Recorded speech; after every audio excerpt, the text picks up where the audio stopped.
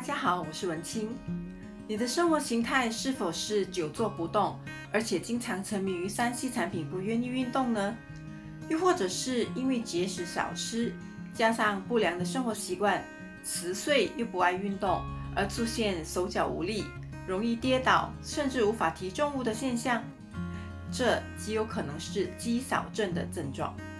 那么大多数人都会以为肌少症只会发生在老年人的身上，但是40岁以后呢，我们的肌肉量呢就会逐渐减少，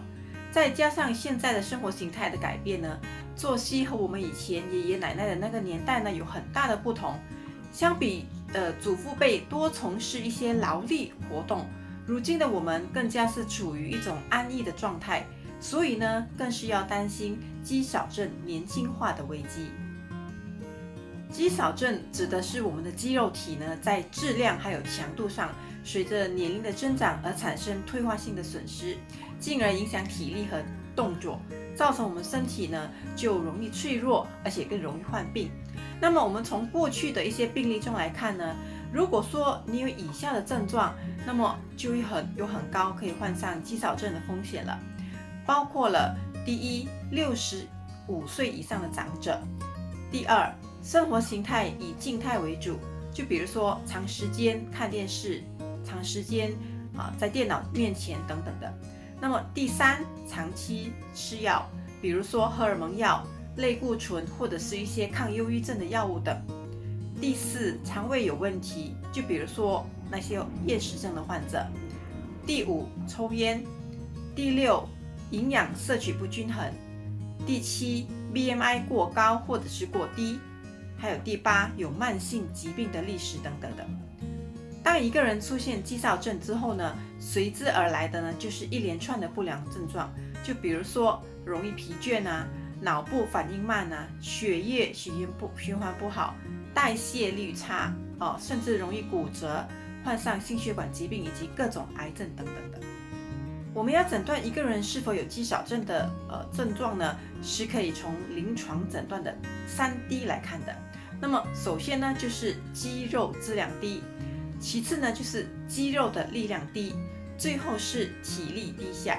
那如果一个人呢有这3点，或者是有第一点再加第2点和第3点，那就可以确诊为肌少症了。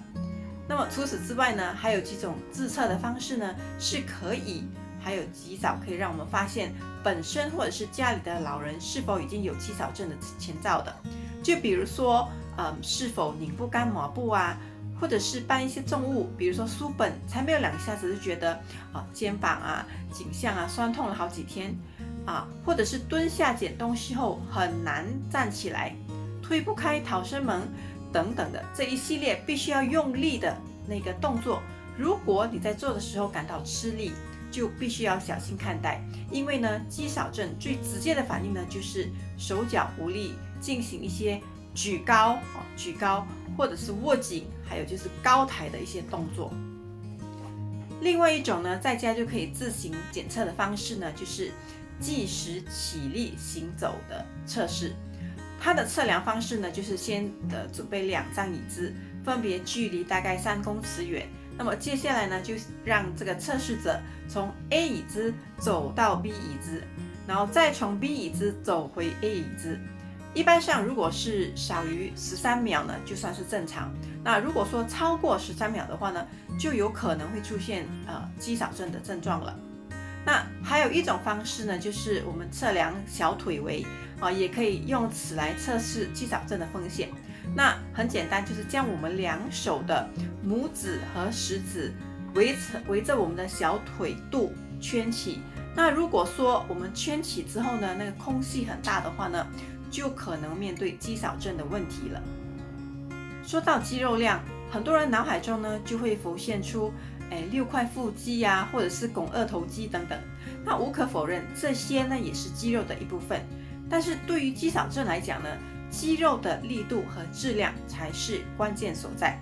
那当婴儿出生后开始长大，肌肉质量呢就会开始增加，那么肌肉力量呢也会逐渐的提升。到了30岁过后呢，我们的肌肉的质量还有力度呢就会基本上是达到了巅峰。那随着年龄的增长，饮食和运动量的变少呢，我们人体的肌肉密度呢就会自然下降。那根据很多的报告呢，就指出我们人体的肌肉密度在30岁到35岁到达高峰之后呢，30岁以后每一年就会流失1%的肌肉量。在40岁之后呢，肌肉量就会随着其他的储备能力，包括我们的身体器官功能逐步下滑，然后大概是以每10年减少8%的速度来流失的。因此呢，在少年到中年，也就是说50岁以前呢，我们就要尽量的来提升我们的肌肉的质量，我们要锻炼我们的肌力，同时要维持肌肉量。到了晚年呢，就要尽量的减少肌肉的流失。除了预防肌肉流失，我们还要适时的增肌。那么增肌呢，就是增加肌肉，让我们的肌肉变得粗大。那我们的肌肉呢，是由肌肉纤维所构成的，所以当我们进行一些力量训练的时候呢，我们所锻炼的那些部分的那个肌肉呢，它的纤维就会产生细微的一些被破坏。那么这些受伤后的肌肉组织呢，就会释放出细胞活素类，让我们的身体呢受到这类型的那些信息号的时候呢，就会自动的去修复我们受伤的这些部位，那使到我们的肌肉呢就会越来越强壮了。但是呢，我们想要呢就很容易，做起来呢就不简单了。要增加肌肉呢，我们首先就要进行重量训练如果说你已经经常泡在健身房了，那么我们就应该要增加重训的训练量。一个礼拜进行大概2到3次的一些举重的训练或者是通过一些蹲坐来锻炼我们的腿通过提举来加强我们背部的肌肉或者是做引体向上来使到我们的那个手臂呢更加壮实或者是也可以做一些杠铃那个卧推的练习来增加我们的胸肌。那么这些训练的进度呢，如果说你不是很了解的话呢，你就可以请教你的那个健身的教练了。但是所谓3分靠练7分靠吃，那么饮食对于增肌来说是非常重要的。增肌就像是盖大楼，我们必须要有足够的材料呢，才能盖出摩天大楼。而增肌的材料就是蛋白质。根据美国北诺伊大学的研究呢，要达到有效的增肌以及肌肉肥大的效果，我们每天呢就需要摄取每公斤体重1.2到2.0克的蛋白质。就比如说，如果说您的体重是70公斤，那么你每天就需要最少84克的蛋白质来协助增加肌肉了。那么问题来了，我们要如何摄取足够的优质蛋白质，还有均衡的营养呢？那么除了饮食中的鱼肉奶豆蛋，我们也可以通过一些方便简易的蛋白质营养补充品来帮助摄取优质的蛋白质。就比如说 Omni 的 NutriShake 全能宝就能够帮助我们获取均衡的营养了。全能宝的口感香醇美味，而且呢是高效有益。整体来说呢，全能宝富含优质的蛋白质，它能够有助于构建还有修复我们人体的组织。那么来自豌豆还有低脂牛奶的蛋白质呢，就能够提供给我们人体蛋白质合成所需要的完整氨基酸，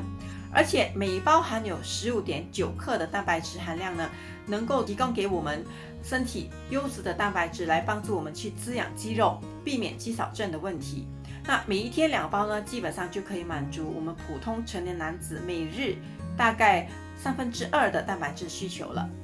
当然这个全能宝呢，它也是一种低卡路里、低碳水化合物、低脂肪的营养餐，每一包只是含有103大卡，所以它非常有利于帮助我们去塑形还有锻炼我们的肌肉的。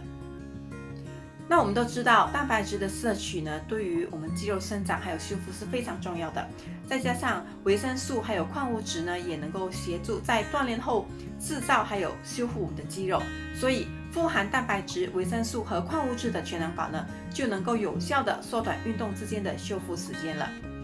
全能宝的营养含量呢非常全面，它包含了人体所需要的7种营养素：蛋白质、脂肪、碳水化合物、矿物质、维生素、水和膳食纤维，还有必需的一些微量营养素等等的。再加上呢，它是轻巧定量包装，所以让我们能够很轻松的摄取每日所需要的营养呢，来维持健康年轻的体魄。